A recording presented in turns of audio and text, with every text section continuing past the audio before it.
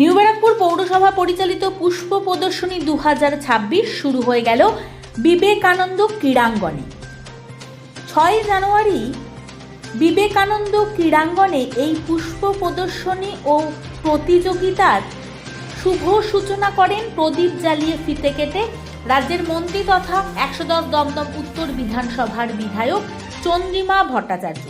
উপস্থিত ছিলেন অতিথি হিসাবে দমদম লোকসভা কেন্দ্রের সাংসদ অধ্যাপক সৌগত রায়, রাজ্যের খাদ্যমন্ত্রী তথা মধ্যমগ্রামের বিধায়ক রথীন ঘোষ।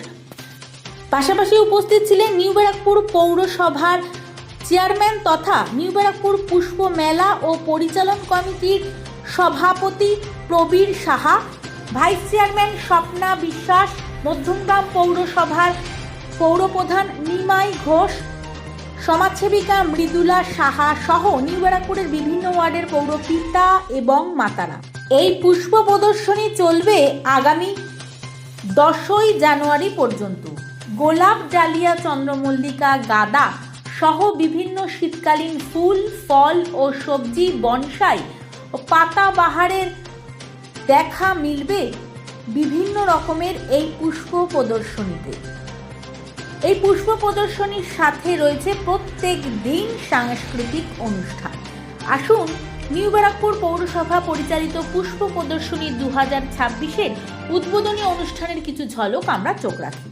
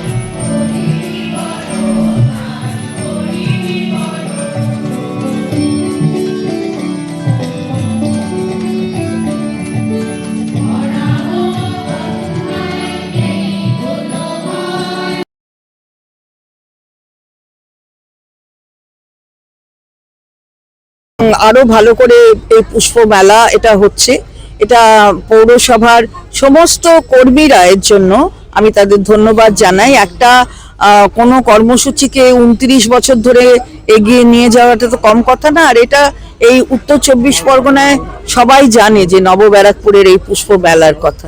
এটা একটা বিরাট নাম তাদের হয়েছে এবং সবাই যারা ওই ফুল তৈরি করেন অথবা ফল যারা তৈরি করছেন, যারা সবজি তৈরি করছেন টবের মধ্যে, তারা এই মেলাটা তাকিয়ে থাকেন কবে হবে।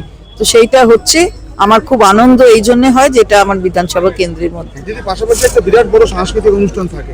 হ্যাঁ, সংস্কৃতি তো বাংলার চিন্তায়, মননে সব জায়গায় সংস্কৃতি আছে এবং সেই সংস্কৃতির প্রতিফলন মেলাতে হয়। অনেকে বলে মেলা খেলা, অনেকে বলে তাহলে কি হবেটা কি? হবেটা কি তাহলে? খেলা শৃঙ্খলা শেখায় আর মেলাতে সংস্কৃতির আদান প্রদান হয়। তাহলে সাংস্কৃতিক যে চেতনা, সেই চেতনার উন্মেষ ঘটে এই ধরনের মেলায়। ফলে আমরা মেলাও করব, খেলাও করব, মানুষের পাশে থাকব, তাদের ভোটের অধিকার রক্ষার স্বার্থে। এরকম এত বড় মেলা কোনো পৌরসভা করতে পারে না। পুষ্প মেলা কলকাতা কর্পোরেশন পড়ে, কিন্তু নিউ ব্যারাকপুর এক টানা 29 বছর ধরে মেলা করছে। অসংখ্য লোক আসে, ভীষণ আকর্ষণীয়, তার সাথে সাংস্কৃতিক অনুষ্ঠান হয়, খুব ভালো। এবার আবার মেলা শুরু হচ্ছে সরকারের পাঁচালি দিয়ে, সেটাও আপনারা শুনবেন, খুব ভালো।